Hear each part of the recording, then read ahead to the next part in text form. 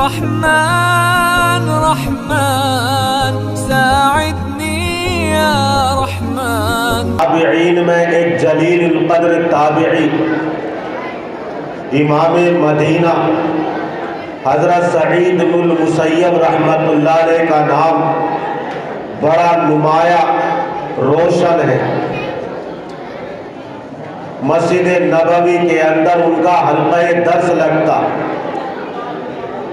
اور بڑے بڑے متمول صاحب ثروت عمرا اور بڑے بڑے محدث ان کے سامنے زانوئے تلمس طے کرتے۔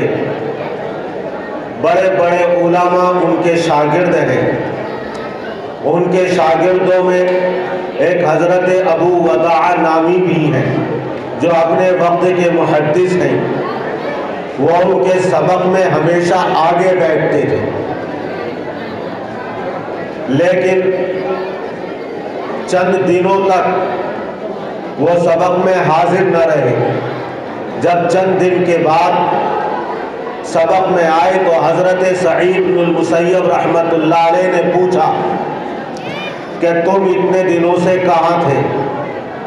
تو حضرت ابو وداع رحمۃ اللہ علیہ کہنے لگے کہ حضرت میری بیوی کا انتقال ہو گیا، اس کی تجہیز و تکفین کی، اور چونکہ میں اس کی جدائیگی کا مجھے بہت زیادہ غم تھا، رنج تھا، اس لیے میں اس کی جدائیگی کے فراق کے غم میں، جدائیگی کے صدمے میں گھر میں نڈھال رہا، گھر سے نکلنا بھی نہ ہوا، اس لیے میں آپ کے حلقہ درس میں حاضر نہ ہو سکا۔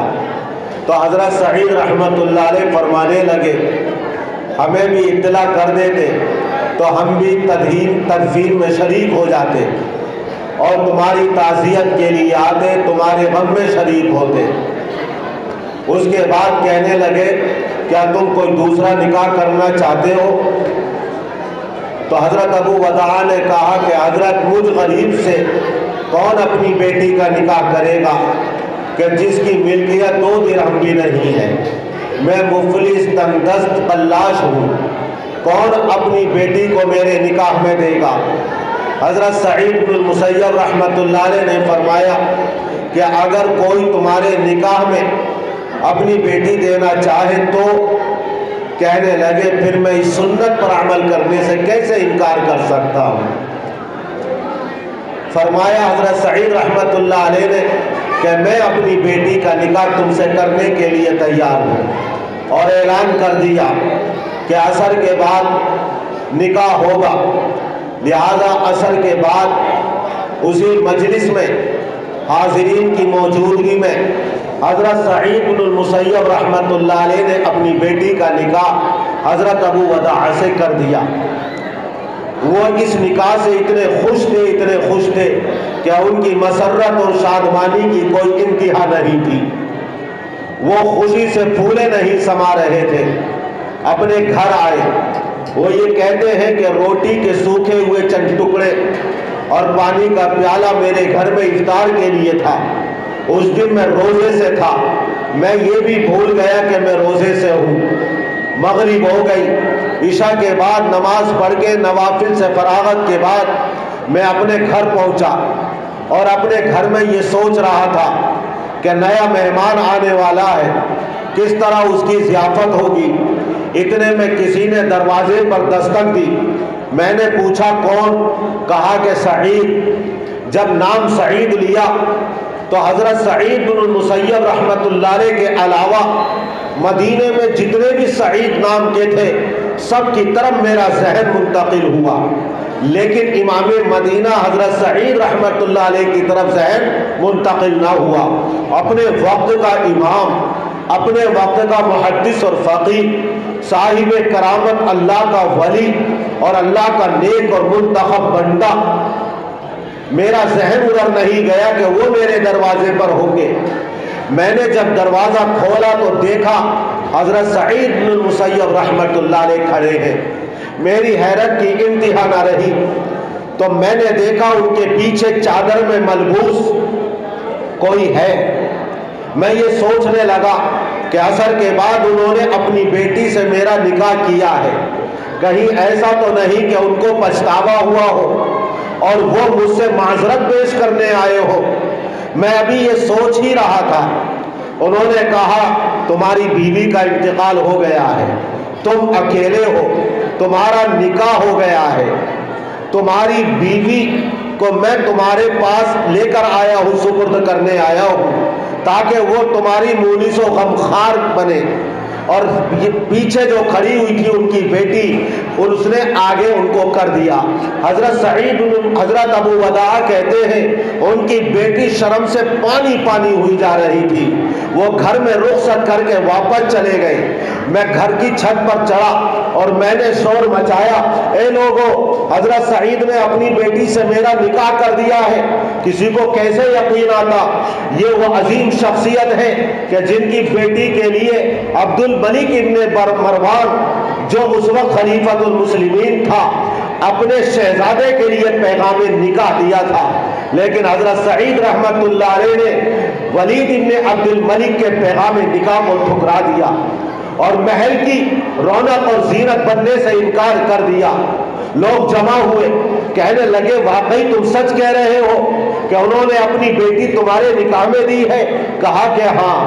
اتنے میں نے کہا کہ میری ماں اپنی بہن کے یہاں ہے، میں ان کو بلانے کے لیے جاتا ہوں۔ محلے کی عورتیں آئی اور یہ اپنی ماں کو بلا کر لائے۔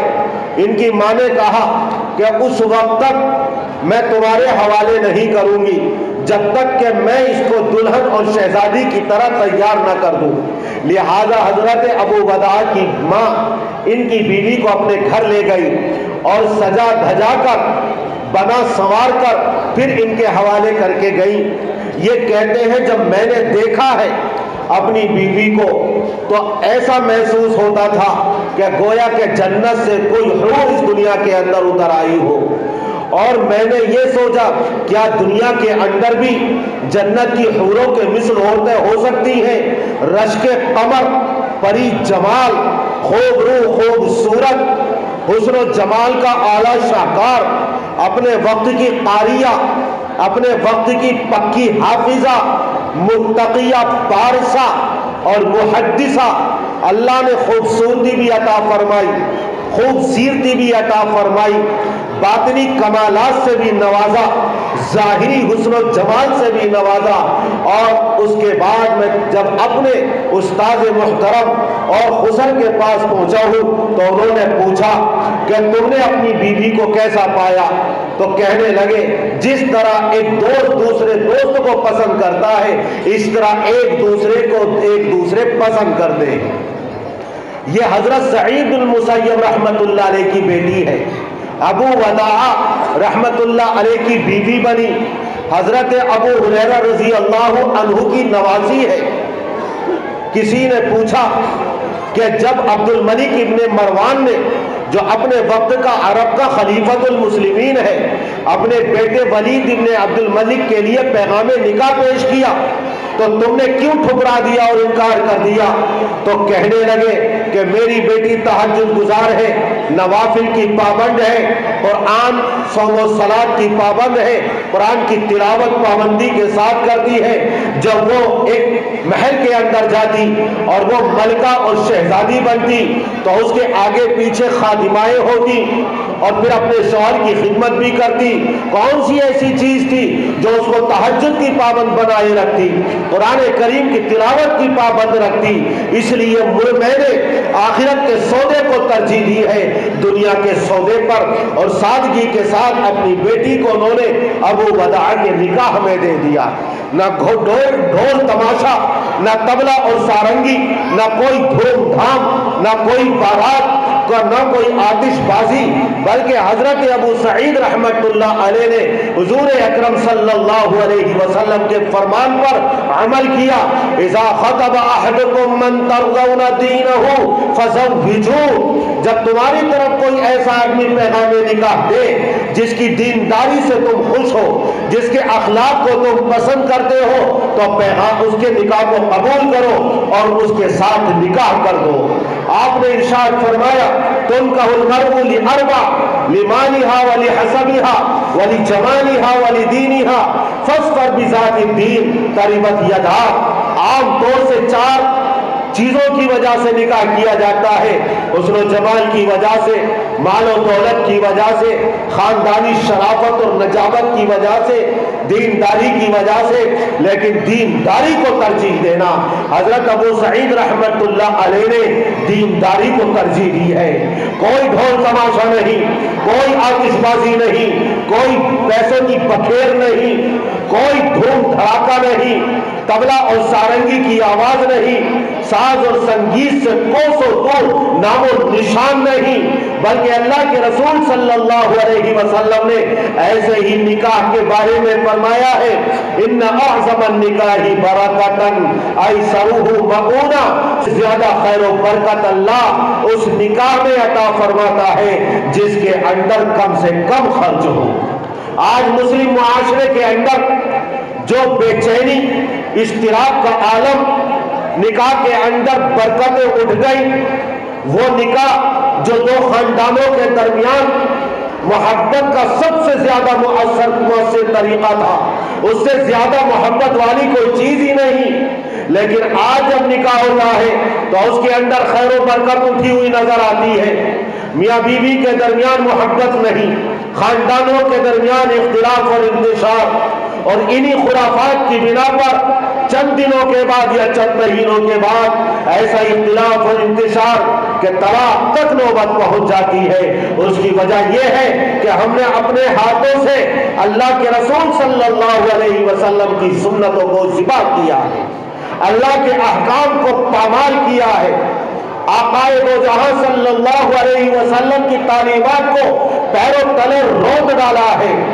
شادی بیاہ کے موقع پر صفائی کرنے والے، برتنوں کو مانجنے والے، جھاڑو دینے والے اور جو بھی کام کرنے والے ہو سکتے ہیں، جن کو لوگ حقیر سمجھتے ہیں، ان کو بھی خوش کرنے کی اور راضی رکھنے کی کوشش کی جاتی ہے. لیکن اللہ اور اللہ کے رسول صلی اللہ علیہ وسلم کو خوش کرنے اور راضی رکھنے کی کوشش نہیں کی جاتی. رحمن رحمن ساعدنی یا رحمن.